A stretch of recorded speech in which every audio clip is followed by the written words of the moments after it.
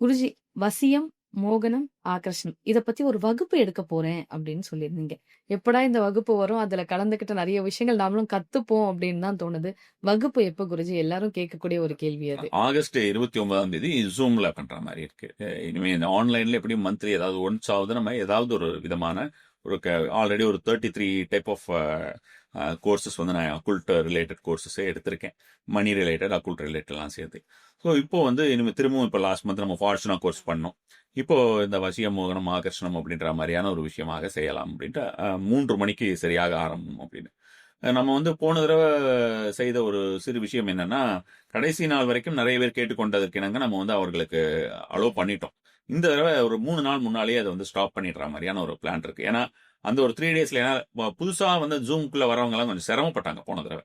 So இந்த தடவை அவர்களுக்கு அந்த சிரமம் இருக்கக்கூடாது அப்படின்ற மாதிரியான ஒரு காரணத்திற்காக ஒரு 2, 3 நாள் முன்னாலேயே ஸ்டாப் பண்ணிட்டு, எல்லாத்தையும் நம்ம வந்து ஆர்கனைஸ் பண்ணிட்டு, அதுக்கப்புறம் 3 மணிக்கு அப்படின்றது. ஏன்னா எனக்குமே ஒரு 1/2 அன் ஹவர் ஜாஸ்தி ஆச்சு. இப்ப ஸ்டார்ட் பண்றதுக்கு லாஸ்ட் டைமு.